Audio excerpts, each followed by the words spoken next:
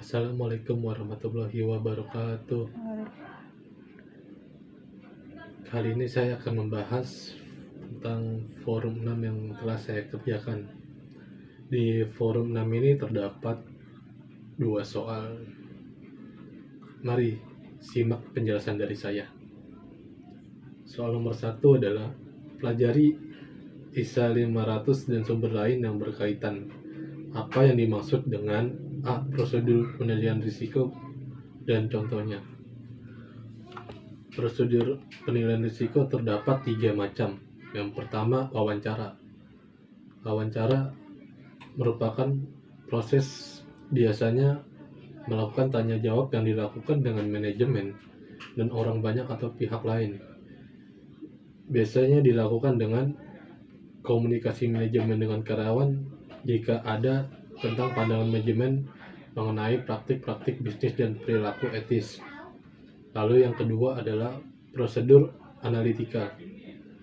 Prosedur analitikal sebagai prosedur penilaian risiko membantu mengidentifikasi hal-hal yang mempunyai implikasi terhadap laporan keuangan dan audit.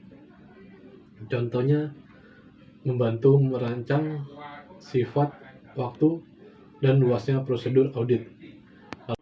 Lalu yang ketiga adalah observasi dan inspeksi. Mendukung prosedur inquiries kepada manajemen dan pihak lain dan juga menyediakan informasi mengenai entitas dan lingkungannya. Contoh, rencana bisnis strategi dan proposal bisnis. B. Prosedur pengujian pengendalian. Berikan contohnya. Yaitu prosedur yang digunakan untuk menguji efektivitas kebijakan dan prosedur pengendalian yang diterapkan dan menilai kontrol risk. Pengujian ini meliputi jenis prosedur audit. Berikut prosedurnya. Yang pertama, pengajuan pertanyaan kepada para karyawan klien. Kedua, pengamatan terhadap karyawan klien dan melaksanakan tugasnya. Ketiga, melakukan inspeksi dokumen, catatan, dan laporan. Keempat, mengulang kembali pelaksanaan pengendalian oleh auditor. Contoh, mereview kembali tagihan dengan surat jalan yang datang barang. Lalu C. Prosedur pengujian substantif. Lalu berikan contohnya. Prosedur pengujian substantif merupakan prosedur-prosedur pengauditan yang dibuat oleh auditor untuk menguji atau mendeteksi kesalahan salah saji material dalam nilai rupiah yang mempengaruhi langsung kebenaran dari saldo-saldo laporan keuangan.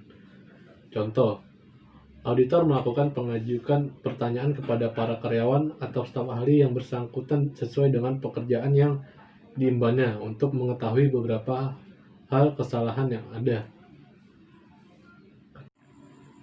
Yang kedua adalah jelaskan konsep risiko bawaan, risiko pengendalian, dan risiko deteksi, dan hubungan antar ketiganya.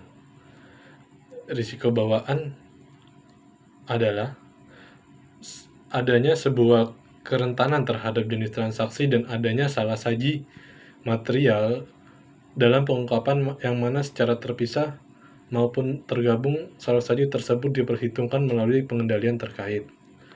Lalu, risiko pengendalian.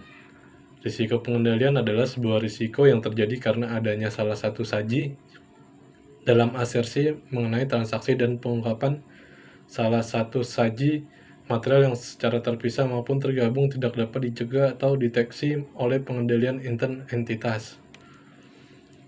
Risiko deteksi adalah risiko yang dilakukan auditor untuk mengurangi risiko pada tingkat rendah sehingga dapat diterima atas pendeteksian kesalahan penyajian yang ada baik secara individual ataupun digabungkan dengan salah saji lainnya.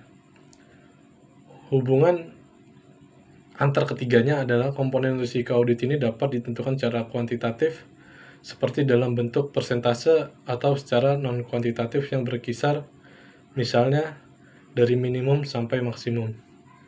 Mungkin itu saja pembahasan yang telah saya jawab di forum ke-6. Semoga bisa bermanfaat untuk rekan yang lainnya. Terima kasih.